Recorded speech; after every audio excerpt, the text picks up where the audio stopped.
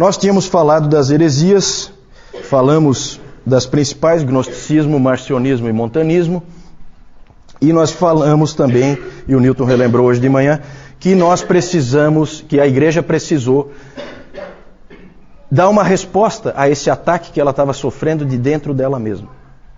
E a gente viu que aquela frase do Irineu que dizia que a autoridade da igreja repousava sobre 3 coisas: o cânon, o credo e os bispos.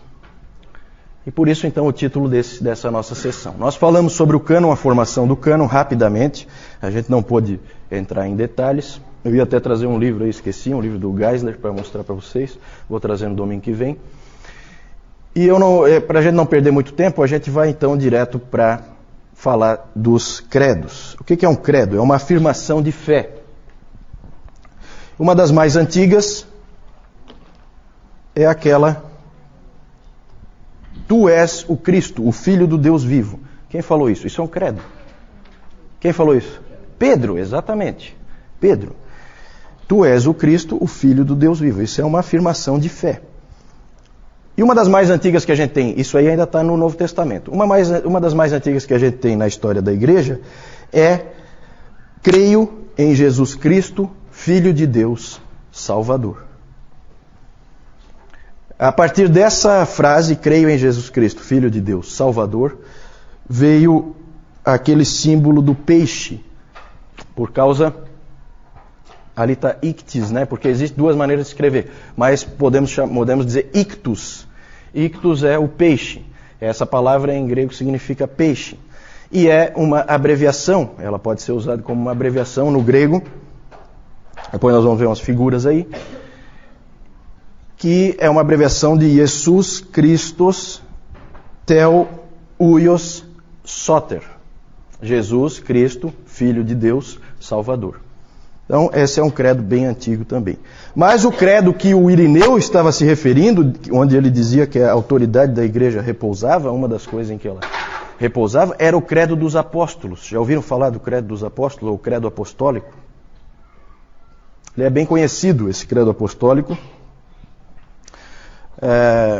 Talvez eu falando vocês reconheçam. Creio em Deus Pai Todo-Poderoso, Criador do céu e da terra, em Jesus Cristo, seu único Filho, nosso Senhor, que foi concebido pelo poder do Espírito Santo, nasceu da Virgem Maria, padeceu sob Pôncio Pilatos, foi crucificado, morto e sepultado, desceu à mansão dos mortos, ressuscitou ao 3º dia, subiu aos céus, está sentado à direita de Deus Pai Todo-Poderoso, do onde há de vir a julgar os vivos e os mortos. Creio no Espírito Santo, na Santa Igreja Católica, na comunhão dos santos, na remissão dos pecados, na ressurreição da carne e na vida eterna. Amém. Esse é o credo apostólico. E existe uma história, né? Uma história muito interessante em que se diz que os apóstolos sentaram antes de ir para o mundo evangelizar, e aí Pedro começou: creio em Deus Pai Todo-Poderoso, foi seguido logo depois por André, e em Jesus Cristo, seu único Filho, nosso Senhor. E assim por diante, cada apóstolo falou um pedaço do credo apostólico até terminar com o Mateus, que falou a parte final.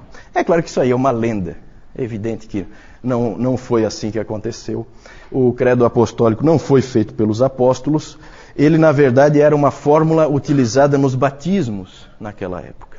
Então, o indivíduo que ia se batizar tinha que afirmar aquelas verdades. E isso acabou pegando como a fé da igreja resumida. Porque o cânon são aqueles 66 livros, mas eles achavam que precisava deixar claro o que é essencial, o que tem que ser tirado dali, que não pode ser negociado. E daí então surgiu o credo apostólico. Ele não tinha exatamente essa forma, essa história do desceu à mansão dos mortos foi inserida muito tempo depois, tá? Isso aí é um problema teológico, que nós não vamos abordar agora. E também nessa época surgiu a ideia da regra da fé. O que é a regra da fé? A regra da fé, o próprio David Calhoun, nas palestras dele, ele falou assim: eu não sei o que é a regra da fé. Ninguém sabe. A regra da fé eram verdades, era ortodoxia passada de pai da igreja para pai da igreja ou de bispo para bispo. Não era uma coisa que era passada para a igreja, era uma coisa passada de bispo para bispo.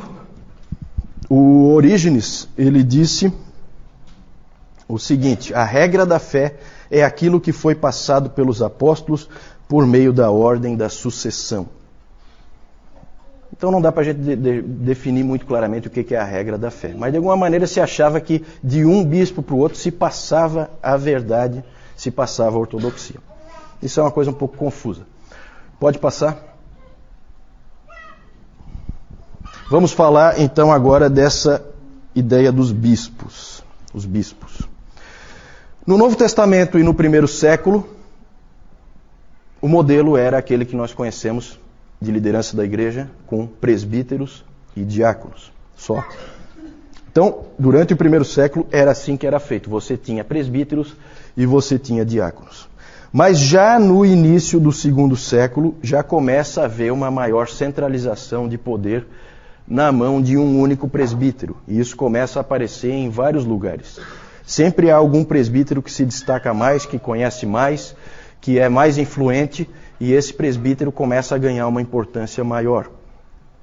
E isso começa a ser incentivado por alguns pais da igreja, como por exemplo o Inácio de Antioquia, que foi discípulo de João. Ele disse que ele já falava no início do segundo século a respeito de um único bispo acima dos outros. Um presbítero que ficasse acima dos outros, que é a forma tríplice de governo da igreja. Então passa a haver três tipos de liderança: bispos, presbíteros e diáconos. E aí o Irineu de Lyon, piorou tudo quando ele introduziu a ideia da sucessão apostólica.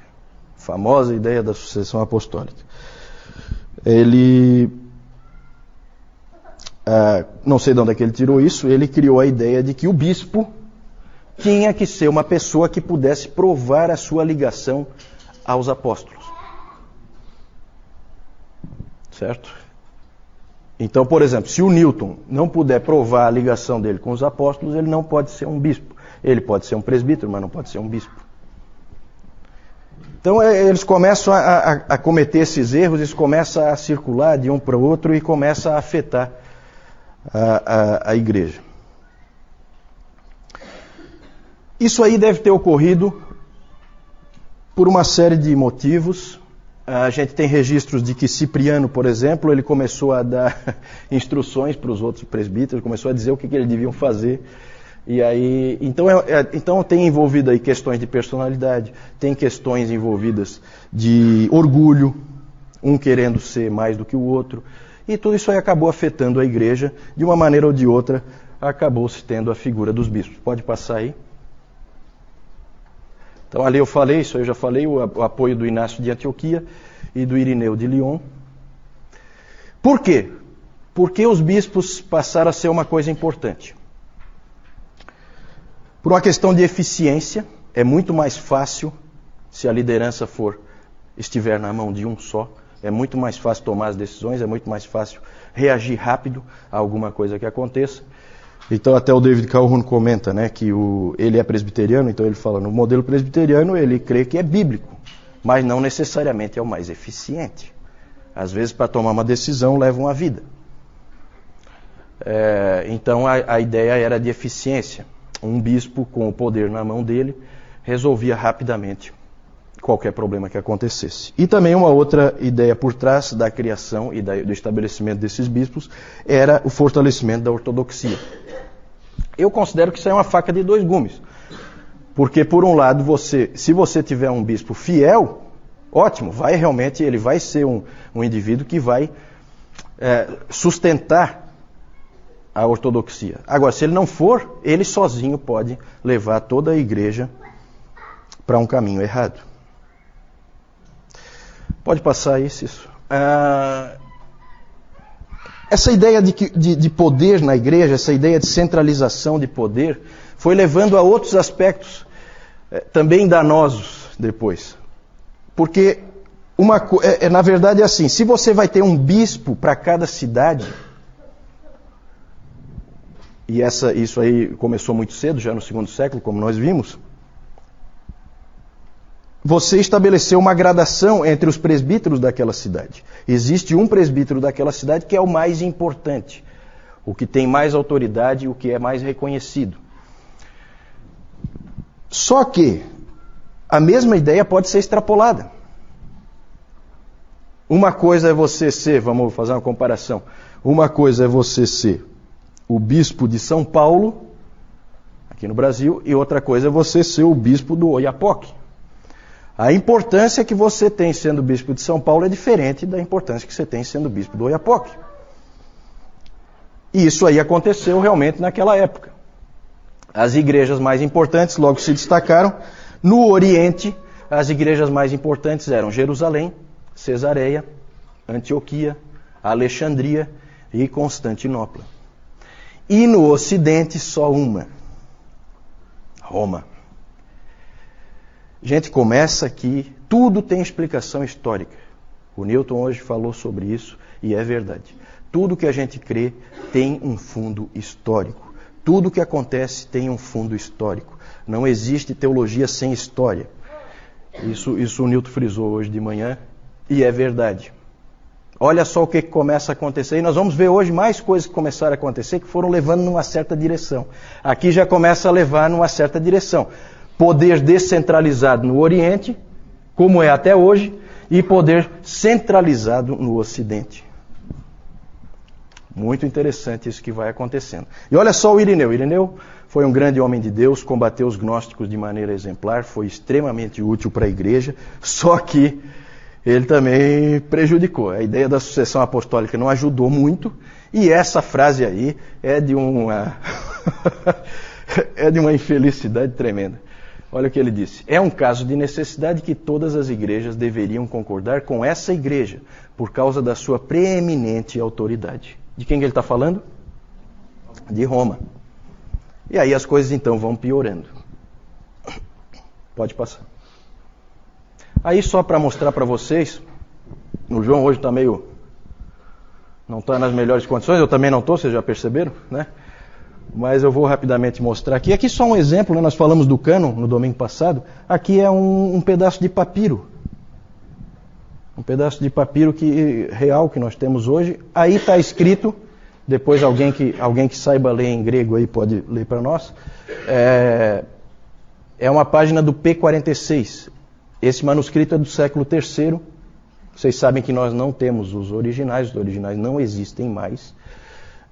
Então, isso aí é um pedaço. Aí ali está escrito 1 Coríntios 11, 33 a 12, 9.